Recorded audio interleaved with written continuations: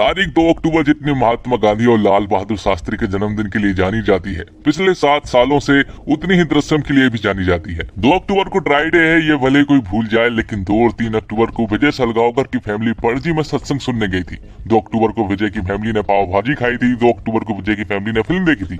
ये कोई नहीं भूल सकता। तो दोस्तों, इंडस्ट्री में शायद ही किसी फिल्म के सीक्वल को लेकर फैंस के बीच इतनी हाइप क्रिएट होगी। बाहुबली के बाद जो पागलपन बाहुबली 2 को लेकर था, ठीक वही दीवानगी अजय देवगन की फिल्म दृश्यम के प्रति फैंस में दिखती हुई नजर आ रही है। तो एक्सप्लेनेशन शुरू करते हैं, और अगर वीडियो अच्छे लगे तो वीडियो को लाइक जरूर कीजिएगा, और इसी तरह की वीडियोस पाने के लिए आप हमारे इस चैनल को सब्सक्राइब भी कीजिएगा, ताकि आपको इसी तरह के लेटेस्ट और फ्रेश कंटेंट मिलते रहे। तो फिल्म की शुरुआत होती है डेविड नाम के एक आदमी से, जो कि एक आदमी को ड्रग्स देने के लिए जाता है, और जब डेविड उस आदमी को ड्रग्स दे देता है तो वो आदमी डेविड को बदले में पैसे नहीं देता है, जिसके कारण उन दोनों के बीच में झड़प होने लगती है, और इसी झड़प में डेविड से गलती से गोली चल जाती है और वो आदमी मारा जाता है। लेकिन तभी यहाँ पर पुलिस आ जाती है, और पुलिस ने डेविड को उस आदमी को मारते हुए देख लिया था, और डेविड जब उन्हें देखता है तो तुरंत ही वो जंगलों की ओर भागने लगता है। पुलिस वाले भी उसका पीछा कर रहे होते हैं, जिसके बाद डेविड पुलिस स्टेशन के पास रुकता है, जहाँ पर वो विजय को पुलिस स्टेशन से फावड़ा लेकर बाहर निकलता हुआ देखता है। और आज का दिन 2 अक्टूबर 2014 का दिन है, मतलब कि आज के ही दिन सैम की बॉडी को पुलिस स्टेशन के अंदर दफनाया गया था। लेकिन ये रहस्य सिर्फ विजय को ही मालूम है, लेकिन अब हमें पता चलता है कि ये रहस्य अब डेविड को भी मालूम है। जिसके बाद डेविड दौड़ता हुआ अपने घर पहुंचता है, लेकिन उसे नहीं मालूम था कि उसके पीछे अभी भी पुलिस लगी हुई है। पुलिस वाले डेविड को अरेस्ट कर लेते हैं, जिसके बाद कहानी 7 साल आगे पहुंच जाती है, जहां पर हमें विजय की पूरी फैमिली को दिखाया जाता है। यहाँ पर विजय की फैमिली अभी भी उस हादसे से उभरने की कोशिश कर रही है, जबकि उस बात को 7 साल हो चुके हैं। लेकिन विजय की फैमिली को अभी भी डर है कि सैम की बॉडी पुलिस वालों को मिल ना जाए, क्योंकि पुलिस वाले अक्सर सैम की बॉडी ढूंढने के लिए जहाँ तहाँ खुदाई करते रहते हैं, और इन्हीं सब को लेकर अंजू को भी बुरे सपने आते रहते हैं, इसलिए उसे हर कभी दोहरा पड़ता रहता है। तो विजय का परिवार आज भी सहमा हुआ है और सोसाइटी से कट ऑफ है। हाँ, विजय इस बीच केबल ऑपरेटर से एक थिएटर का मालिक बन चुका है। फिल्म का शौकीन विजय फिल्म प्रोड्यूस करना चाहता है, और कहानी को लेकर उसकी मुलाकात एक जाने माने डायरेक्टर से होती है, और विजय ने अपनी फिल्म की कहानी भी खुद नहीं लिखी है। हालांकि विजय अपनी फिल्म की लिखी कहानी के क्लाइमैक्स से खुश नहीं है, इसलिए वो डायरेक्टर से मिलने के लिए आया था और क्लाइमैक्स के बारे में डिस्कस कर रहा था। साथ ही वो डायरेक्टर से कहता है कि हमें अपने क्लाइमैक्स पर थोड़ा और ध्यान देना चाहिए, इसलिए वो क्लाइमैक्स को फिर से लिखने का प्लान बनाते हैं। अब आगे हम गायतोंडे को देखते हैं, जो कि 7 सालों से सस्पेंड है। यहाँ पर गायतोंडे के पास आईजी सर का कॉल आता है, और तुरंत ही उसे अपने घर बुलाते हैं। दरअसल आईजी सर विजय का केस रीओपन करने वाले हैं, और तभी एंट्री होती है आईजी सर मतलब की तरुण अहलावत की, जो कि 7 साल पुराने केस को रीओपन करने वाले हैं। और गायतोंडे को आईजी सर ने इसलिए बुलाया है क्योंकि गायतोंडे ही वो शख्स है जिसे सारी की सारी स्टोरी मालूम है, और गायतोंडे एक विटनेस भी है जिसने विजय को उस येलो कार में देखा था। और तभी एंट्री होती है मीरा देशमुख की, जो कि लंदन से वापस आ चुकी थी, क्योंकि मीरा को मालूम है कि ये सब कुछ विजय ने ही किया है, लेकिन उनके पास कोई सबूत ना होने के कारण वो कुछ भी नहीं कर सकते। लेकिन फिलहाल उन्हें एक सॉलिड लीड मिली है, जिसमें कि तरुण अहलावत मतलब कि आईजी सर उसकी हेल्प करने वाले हैं। ये बात पूरे शहर में भी फैल चुकी थी कि विजय का केस रीओपन हो रहा है। आगे हम देखते हैं कि विजय के पड़ोस में शिव और जैनी नाम के पति पत्नी रहते हैं, और वो दोनों आपस में बहुत झगड़ते हैं, क्योंकि शिव अक्सर शराब पीकर आता है और जैनी को बहुत मारता है। लेकिन तभी हमें पता चलता है कि ये लोग पड़ोसी नहीं है, बल्कि पुलिस वाले हैं, जो कि विजय की फैमिली के ऊपर नजर रख रहे थे। साथ ही इन्होंने विजय के पूरे घर में माइक्रोफोन फिट करके रखे थे, ताकि वो विजय की फैमिली के हर एक इंसान की हर एक बात सुन सके। लेकिन विजय की फैमिली ऐसी कोई भी बात नहीं करते हैं जिससे कि पुलिस वालों को ये पता लगे कि सैम की बॉडी कहाँ पर है। दरअसल सैम की बॉडी तो सिर्फ विजय को ही मालूम है। हालांकि विजय की फैमिली भी जानना चाहती है कि सैम की बॉडी कहाँ पर है, लेकिन विजय उन्हें कुछ भी नहीं बताता है, और इस बारे में बात करने से साफ मना कर देता है। अब पुलिस 7 साल पहले की इन्वेस्टिगेशन शुरू करती है, और ये पता करने की कोशिश करती है कि विजय को उस रात किस किस ने देखा। अब क्योंकि विजय 2 अक्टूबर को सुबह 5 बजे पणजी निकल गया था, मतलब उसने बॉडी 1 से 4 बजे के बीच में ही दफनाई होगी, तो विजय सिर्फ 45 किलोमीटर की रेडियस में ही उस बॉडी को दफना पाएगा। इसलिए पुलिस वाले इन्वेस्टिगेशन करते हैं, पर उन्हें ज्यादा कुछ हाथ नहीं लगता है। तब आईजी सर ये अनाउंस करवा देते हैं कि जो भी विजय के केस में एक सॉलिड लीड लेकर आएगा, उसे 5 लाख रुपए दिए जाएंगे। अब आगे हम पुलिस के सामने चाय वाले कॉर्नर को देखते हैं, जहाँ पर अक्सर लोग विजय के केस के बारे में बात करते रहते हैं। साथ ही हम यहीं पर डेविड को भी देख पाते हैं, जो कि 7 साल की सजा काटने के बाद अब जेल से बाहर आ चुका था, और डेविड ही वो आदमी है जिसने उस रात विजय को देखा था। अब अगले सीन में हम आईजी सर को देखते हैं, जो कि विजय के गार्डन में था, जिसके बाद वो विजय के घर में घुस जाता है, जहां पर विजय तो नहीं था, लेकिन उसकी पूरी फैमिली मौजूद थी। यहाँ पर विजय की फैमिली आईजी सर को देखकर काफी बुरी तरीके से डर गए थे, क्योंकि विजय की फैमिली अक्सर पुलिस वालों को देखकर डर जाया करते हैं। और कहीं न कहीं आईजी सर ने भी विजय की पूरी फैमिली के चेहरे पर ये डर देख लिया था कि विजय की फैमिली जरूर हमसे कुछ छुपा रही है। और यहाँ डेविड को जब उन 5 लाख की न्यूज और विजय के केस के बारे में पता चलता है तो वो तुरंत ही पुलिस के पास पहुंच जाता है। यहाँ डेविड पुलिस वालों से कहता है कि उसे एग्जैक्टली मालूम है कि विजय ने उस बॉडी को कहां पर दफनाया है, पर पुलिस वालों को उसकी बातों पर बिल्कुल भी विश्वास नहीं हो रहा था। पर डेविड जब उन्हें अपने बारे में बताता है कि 2 अक्टूबर को उसके हाथ एक गलती से खून हो गया था और जब वो पुलिस से भाग रहा था तब उसने विजय को 3 बजे के आसपास उस बॉडी को दफनाते हुए देखा था। अब ये सारी बातें सुनने के बाद पुलिस वालों को भी उस पर विश्वास हो जाता है, पर पुलिस वालों ने सिर्फ 5 लाख का इनाम ही रखा था। पर यहाँ पर डेविड उनसे 25 लाख रुपए मांगता है। अब ना चाहते हुए भी पुलिस को डेविड को 25 लाख रुपए देने ही पड़ते हैं। तब डेविड आईजी सर को बताता है कि आप जहाँ पर खड़े हुए हैं वहीं पर उस बॉडी को दफनाया गया था, मतलब कि पुलिस स्टेशन में ही उस बॉडी को दफनाया गया है। साथ ही पुलिस वालों को यहाँ पर एक और बात पता चलती है कि 7 साल पहले पुलिस स्टेशन का भी कंस्ट्रक्शन का काम चल रहा था और इसी का फायदा उठाकर विजय ने उस पुलिस स्टेशन में बॉडी को दफना दिया। तो पुलिस वाले अब ज्यादा देर ना करते हुए उस बॉडी को निकालने में लग जाते हैं। वो उस फ्लोर को खोदना शुरू करते हैं, लेकिन उससे पहले वो पूरे के पूरे पुलिस स्टेशन को कवर करते हैं ताकि उन्हें कोई भी ना देख पाए। लेकिन विजय को इस खुदाई के बारे में पता चल गया था, क्योंकि उसके ऑफिस के सामने ही एक कैमरा लगा हुआ था जिससे कि विजय ये सब कुछ देख पा रहा था। विजय भी पूरी तरह से डर गया था और अब उसे लगने लगा था कि शायद अब वो पकड़ा जाएगा, क्योंकि विजय अपने राज को लेकर काफी कॉन्फिडेंट था। पर यहाँ पर पुलिस वालों को पुलिस स्टेशन के अंदर वो बॉडी मिल जाती है। अब क्योंकि 7 साल हो चुके थे इसलिए उस बॉडी के स्केलेटन ही उन्हें मिल पाते हैं और पुलिस वालों को कोर्ट से 8 घंटे की पूछताछ के लिए ऑर्डर भी मिलते हैं, जिसके अगले ही दिन वो लोग विजय की पूरी फैमिली से पूछताछ करने में लग जाते हैं, जहां पर आईजी सर और मीरा देशमुख दोनों ही मौजूद थे। आईजी सर यहाँ पर विजय को सारी बातें बताते हैं कि उस रात डेविड नाम के एक आदमी ने तुम्हें वहां पर देखा था, लेकिन यहाँ पर विजय साहब मना कर देता है। वो कहता है कि उसने या तो किसी और को देखा होगा या फिर वो आदमी झूठ बोल रहा है। आईजी सर यहाँ पर काफी सारे सवाल पूछते हैं, लेकिन विजय अपने बयान पर अड़ा हुआ था।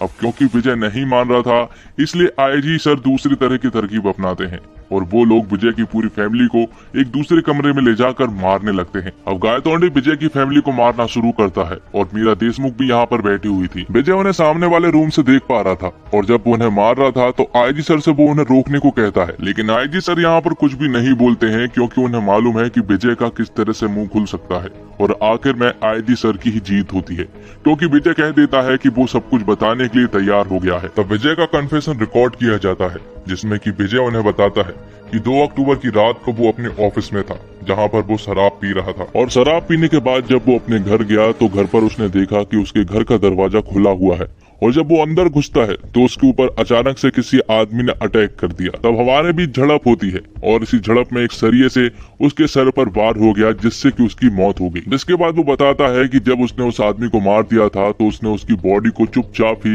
पुलिस स्टेशन में दफना दिया, जिसके बारे में उसकी फैमिली को भी कुछ नहीं मालूम है। अब क्योंकि विजय पकड़ा गया था इसलिए उसने सारा का सारा इल्जाम अपने ऊपर ले लिया ताकि उसकी फैमिली बची रहे। कन्फेशन के बाद विजय अपने घर जाता है, जहाँ पर विजय की फैमिली पूरी तरह से दुखी थी, क्योंकि उनका इल्जाम विजय ने अपने सर ले लिया था। अब अगले ही दिन विजय को कोर्ट ले जाया जाता है, जहाँ पर आज पुलिस वालों को विजय की पूरी तरह से जुडिशियल कस्टडी मिलने वाली थी, इसलिए गायतोंडे विजय को अपने घर से ले जाकर कोर्ट ले जाने लगता है। और यहाँ पर आईजी सर खुश हो रहे होते हैं, क्योंकि उन्हें ऐसा लग रहा था कि उन्होंने विजय के इस केस को सॉल्व कर दिया है। यहीं पर मीरा देशमुख भी मौजूद थी और तभी यहाँ पर एक आदमी आता है जो कि आईजी सर से विजय के बारे में कुछ इम्पोर्टेंट बात करना चाह रहा था। और ये आदमी कोई और नहीं बल्कि विजय की फिल्म का डायरेक्टर होता है, जो कि उन लोगों से कहता है कि शायद विजय को पहचानने में मुझे बहुत बड़ी भूल हो गई है। वो बताता है कि उसकी मुलाकात विजय से 2016 में हुई थी, जहाँ पर वो एक फिल्म बनाने के बारे में मुझसे बात कर रहा था। उसने कहा था कि वो इस फिल्म को प्रोड्यूस करेगा, साथ ही इस फिल्म की स्टोरी भी लिखेगा। तब उन्होंने तय किया कि इस फिल्म की स्टोरी वो दोनों मिलकर लिखेंगे। फिल्म की स्टोरी ऑलमोस्ट कंप्लीट थी, लेकिन वो क्लाइमैक्स में जाकर अटक जाते हैं। सबसे पहले तो डायरेक्टर आईजी और मीरा को उनकी लिखी हुई स्टोरी सुनाता है और दरअसल वो स्टोरी विजय की एक बायोपिक है। उन्होंने सैम के साथ जो भी किया और इस केस में जो कुछ भी हुआ वो सब कुछ विजय ने उस स्टोरी में लिखा था। और अब क्योंकि विजय को इस स्टोरी के कॉपीराइट का डर था, इसलिए उसने एक पुस्तक भी पब्लिश करवा दी थी और डायरेक्टर उन्हें यही बातें बताने आया था कि वो बुक मेरे नाम से पब्लिश हुई है। अब आगे यहाँ पर डायरेक्टर कुछ बता पाता तभी गायतोंडे का आईजी सर के पास कॉल आता है और यहाँ पर उन्हें पता चलता है कि कोर्ट में बाजी पलट चुकी है। दरअसल जब कोर्ट में कन्फेशन चलाया जा रहा था और जब विजय से पूछा जाता कि क्या ये सच है, तो विजय ने साफ मना कर दिया था। विजय ने कोर्ट में बताया कि पुलिस वालों ने जोर जबरदस्ती करके ये कन्फेशन उसे रिकॉर्ड करवाया है। साथ ही विजय की वकील जज साहब से कहती है कि पुलिस वालों की ये सोची समझी चाल है, क्योंकि जो कुछ भी कन्फेस करवाया गया है वो सब कुछ एक नॉवल से उठाया गया है। और उसे पढ़ने के बाद जज साहब को भी विश्वास हो जाता है कि ये सब कुछ पुलिस वालों की सोची समझी चाल है। अब डायरेक्टर उन्हें क्लाइमैक्स के बारे में बताता है। वो उनसे कहता है कि पिक्चर की स्क्रिप्ट खत्म हो जाने के बाद विजय फिर से उसके घर आया था, जहाँ पर आने के बाद उसने कहा था कि उसे क्लाइमैक्स की स्टोरी थोड़ी सी पसंद नहीं आ रही है। उसने डायरेक्टर से कहा था कि अगर मान लो कि पुलिस वालों को उसकी बॉडी मिल जाती है तो आगे वो क्या करेंगे। अब आगे डायरेक्टर कुछ बताता है, इससे पहले गायतोंडे का फिर से आईजी सर के पास कॉल आता है और यहाँ पर बाजी पूरी तरह से पलट चुकी थी, क्योंकि कोर्ट में जो डीएनए सैंपल्स मिले हैं वो सैंपल समीर देशमुख की बॉडी से मैच नहीं कर रहे थे, जिससे कि ये साबित होता है कि पुलिस स्टेशन में जो बॉडी मिली है वो समीर देशमुख की नहीं बल्कि किसी और की है। तो आईजी सर उस डायरेक्टर से अब ये जानना चाह रहे थे कि आखिर उस फिल्म का क्लाइमैक्स क्या था।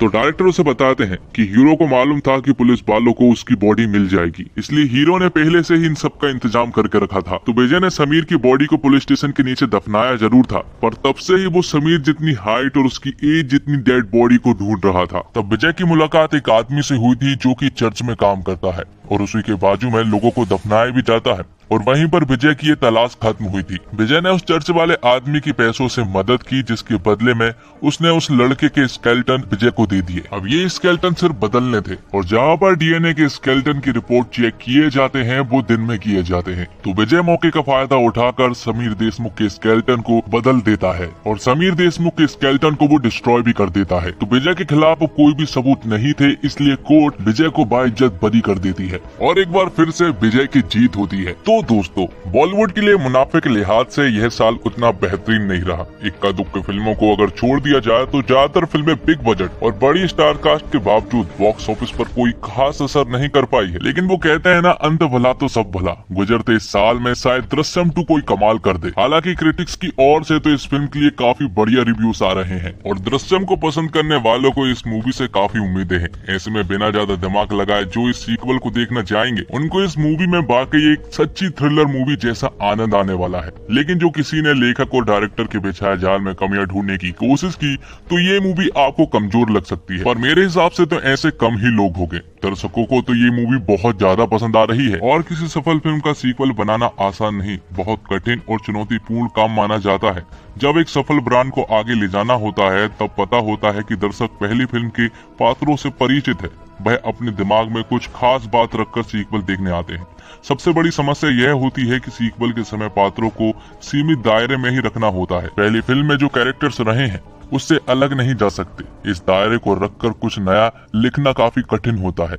यही वजह है कि फिल्म के निर्देशक ने कई सालों तक दृश्यम फिल्म के सीक्वल बनाने के आइडिया का विरोध किया था। बस स्क्रिप्ट के इंतजार में थे जो पहली फिल्म के साथ न्याय कर सके। 7 साल बाद उनका इंतजार खत्म हुआ और फिल्म का फर्स्ट हाफ में कहानी को बिल्डअप करने में थोड़ा ज्यादा समय ले लिया गया है। कहानी सेकंड हाफ से भागती है और रोमांच को भी दुगना कर जाती है। फिल्म का आखिरी 1 घंटा फिल्म की जान है और क्लाइमैक्स फिल्म का एक अलग ही लेवल पर ले जाती है। विजय फिल्मों का शौकीन है और खुद को बचाने के लिए वह फिल्मों का ही सहारा लेता आया है। इस बार भी उसकी कहानी में फिल्म है, स्क्रीन प्ले में सब कुछ बढ़िया है। ऐसा भी नहीं है कुछ बात खटकती भी है, जैसे फॉरेंसिक डिपार्टमेंट में सीसीटीवी का ना होना। पुलिस जब विजय पर इतनी निगरानी रखी थी तो विजय का फॉरेंसिक डिपार्टमेंट के वॉचमैन की गहरी दोस्ती को कैसे नजरअंदाज कर गई। और डायरेक्टर ने अपना समय लेकर तसल्ली से इस फिल्म को बनाया है। शुरुआत कुछ मिनटों में उन्होंने किरदार को उभारने में लगाए, क्योंकि नए किरदार भी सीक्वल में शामिल किए गए हैं। विजय के परिवार की सोच को अच्छा दर्शाया गया है। उनके लिए सीन की बुनावट सुंदर तरीके से की गई है। कुछ पारिवारिक दृश्य दिल को छूते हैं, साथ ही सस्पेंस और थ्रिल को बनाए रखा है। जो डर विजय का परिवार महसूस करता है वो दर्शक भी महसूस करते हैं। लगता है कि अनहोनी हो सकती है। कुछ दृश्यों में तो इस तरह से चौंकाया गया है कि दर्शकों को मजा ही आ जाता है। फिल्म में हर बात को विस्तार से समझाया गया है, तर्क प्रस्तुत किए गए हैं।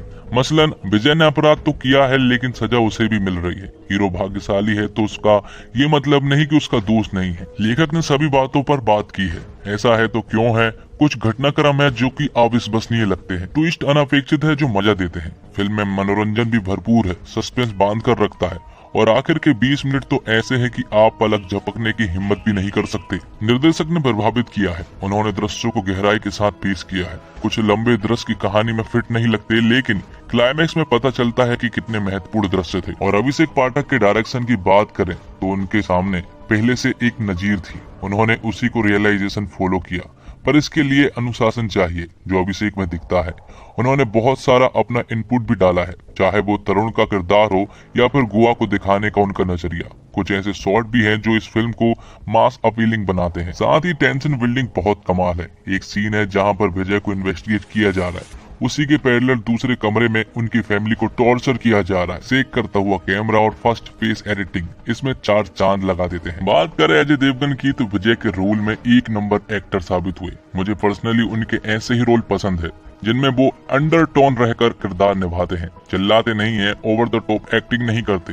दृश्य में जहां उन्होंने विजय को छोड़ा था वहीं से पकड़ लिया है। तब्बू इसमें एक पुलिस ऑफिसर नहीं बल्कि माँ के रोल में है। एक कत्ल हुए जवान बेटे की माँ की बेबसी, गुस्से को उन्होंने बढ़िया ढंग से सामने रखा है। इंस्पेक्टर गायतोंडे के रोल में कमलेश सावंत और मीरा के पति के रोल में रजत कपूर ने रियलिस्टिक काम किया है। इनके अलावा अजय की डरी हुई पत्नी के रोल में श्रेया सरन और उनकी बेटी बनी इशिता दत्ता ने भी सही काम किया है। इस फिल्म में जो एक कलाकार अलग से निखर कर आया है और वो है अक्षय खन्ना। आईजी तरुण अहलावत के रोल में उन्होंने बहुत बेहतरीन काम किया है। उस किरदार के रवैये को उन्होंने बढ़िया निभाया है। इसे देखकर उनका आर्टिकल 375 में निभाया गया वकील का किरदार याद आ जाता है। मेकर्स के सामने मलयालम फिल्म का एक बढ़िया उदाहरण था, पर इस फिल्म ने उनकी नकल करके भी एक बेहतरीन प्रोडक्ट निकाला है।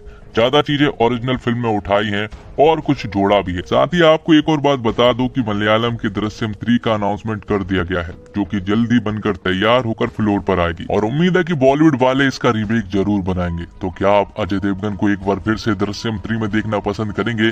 कमेंट बॉक्स में जरूर बताएं। तो दोस्तों, उम्मीद करता हूँ आपको वीडियो पसंद आई होगी। वीडियो पसंद आई हो तो वीडियो को लाइक जरूर कीजिएगा और इसी तरह के वीडियोस पाने के लिए आप हमारे चैनल को सब्सक्राइब भी कीजिएगा, ताकि आपको इसी तरह के लेटेस्ट और फ्रेश कंटेंट मिलते रहे। धन्यवाद। जय हिंद, जय भारत, जय श्री राम।